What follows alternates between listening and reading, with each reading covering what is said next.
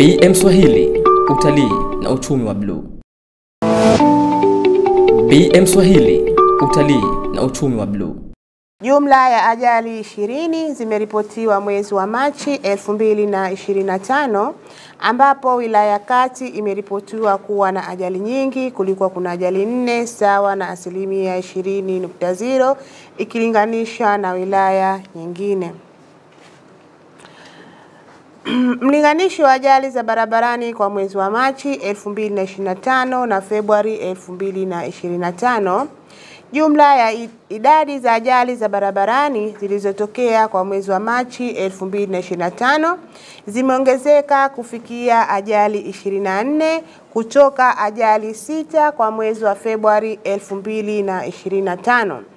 Kwa mwezi wa Machi 2025, wilaya Kati imeripotiwa kuwa na ajali nyingi zaidi, ambapo kulikuwa kuna ajali 4, na wilaya ya Mjini na wilaya ya Magharibi A zimeripotiwa kuwa na ajali zaidi. Kulikuwa kuna ajali 2 kwa kila wilaya kwa mwezi wa Februari 2025.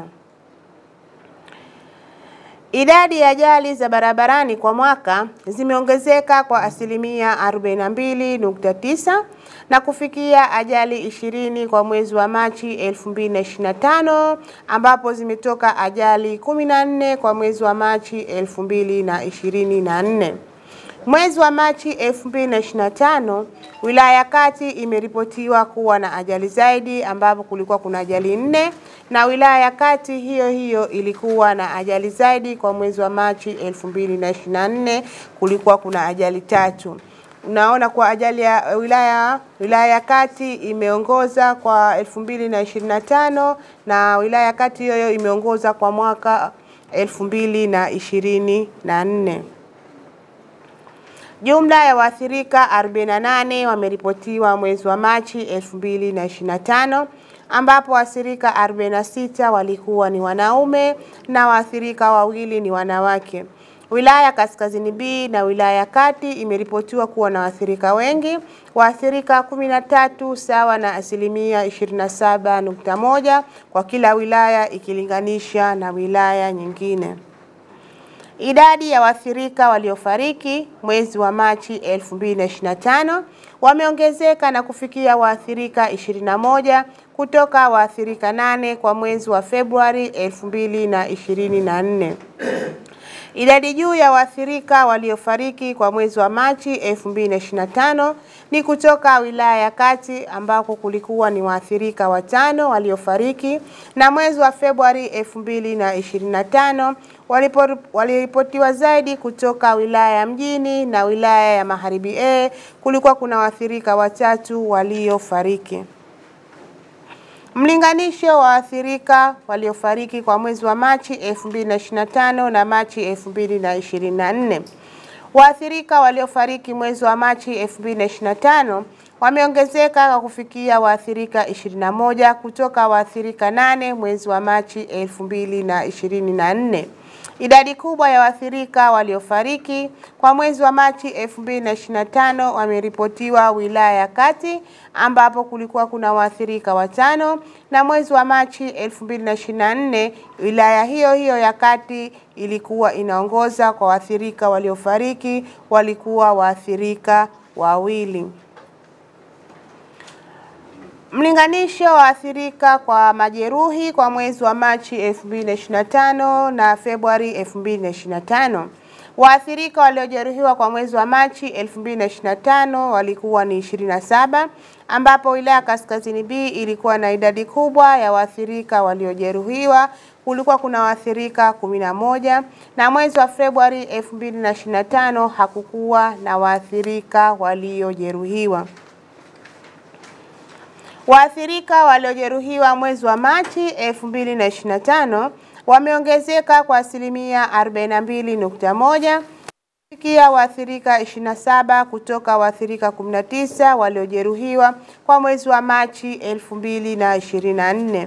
Wilaya Kati imeripotiwa kuwa na waathirika wengi waliojeruhiwa. Kwa mwezi wa Machi 2025 kulikuwa kuna waathirika 11, na mwezi wa Machi 2024 kulikuwa kuna waathirika 6 waliojeruhiwa. Idadi na aina ya waathirika wa ajali za barabarani kwa mwezi wa Machi 2025.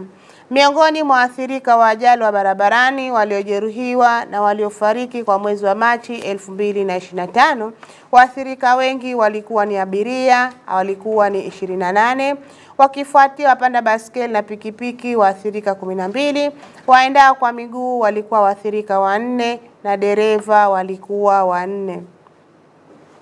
Idadi ya ajali na muda uliotokea kwa mwezi wa Machi 2025.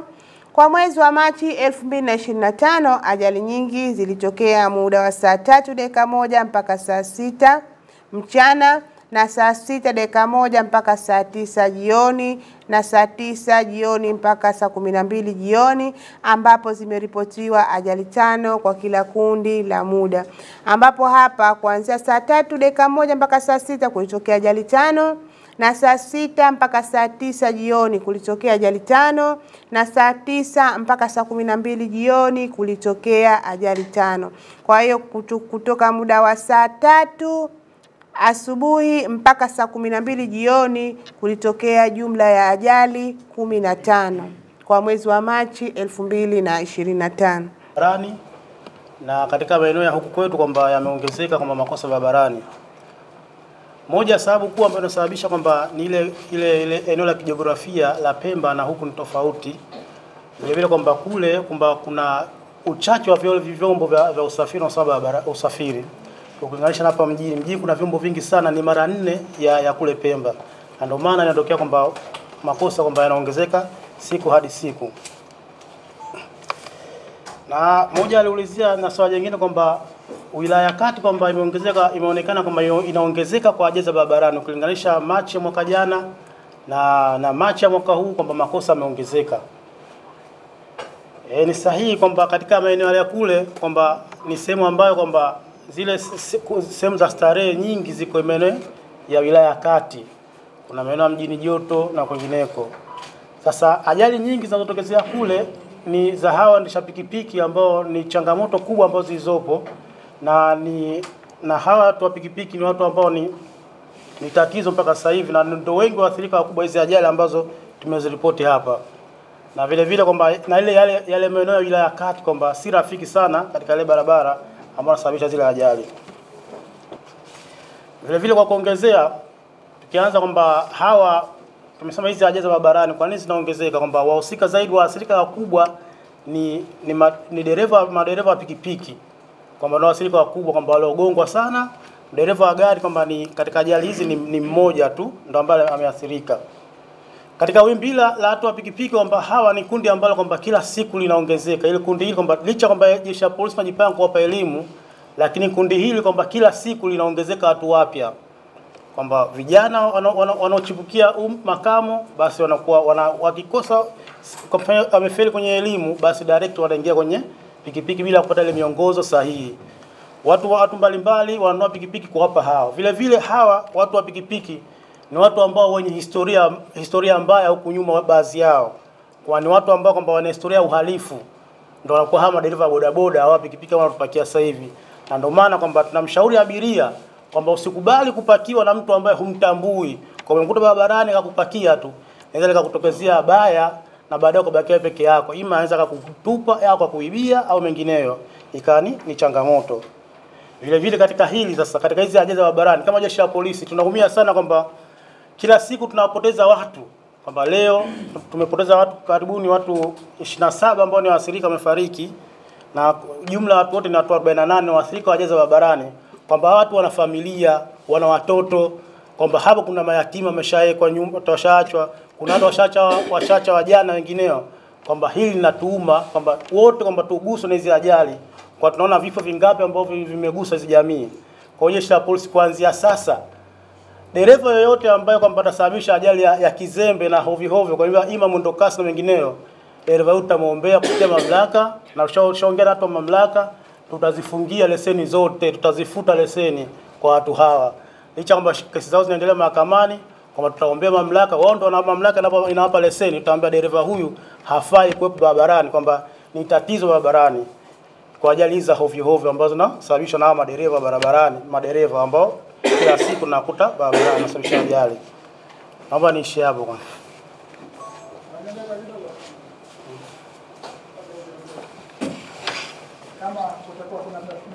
Tunaamini kuna madereva wengine wa daladala hata na hao makonda wao pia kwa kwanza wanaingiza yale mambo yao uraibu wao, alafu ndo anaingia katika madaladala. Kwa hiyo matokeo yake yanakuwa ni kama haya: unaomba msaada haupati, au utapata majibu ambayo si ya kufurahisha, ama kuna huduma nyingine za muhimu unapaswa kupewa na hao walengwa wa hayo mabasi, lakini unakosa kwa sababu tayari ile akili inakuwa sio ya kwake. Je, tuna utaratibu wa kuwapima hawa madereva kabla ya ajali? Yani itokezee tu kama tunavyowasimamisha na kusachi makosa ikiwemo leseni na makosa mengine, lakini na hili pia tunafanya huo utaratibu wa kuwapima kwa kuwashtukiza.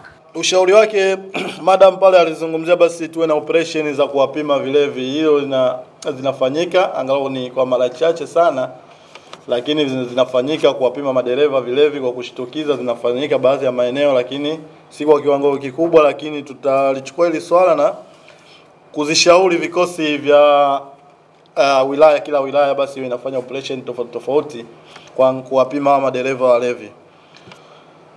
Ushauri wangu katika kumalizia, wanasema usalama wa barabarani ni jukumu letu sote.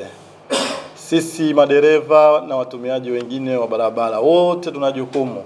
Kama kila mmoja atatekeleza au atatimiza majukumu yake, kila mmoja atatimiza wajibu wake, na ni matumaini yetu makubwa kwamba barabara zitakuwa salama.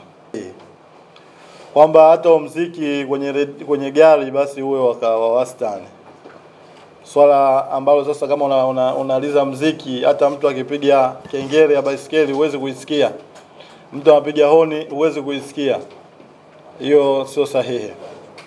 Kwa hiyo muziki kwenye gari una kiwango chake. Iwe gari ya abiria au gari binafsi, lakini ina kiwango chake.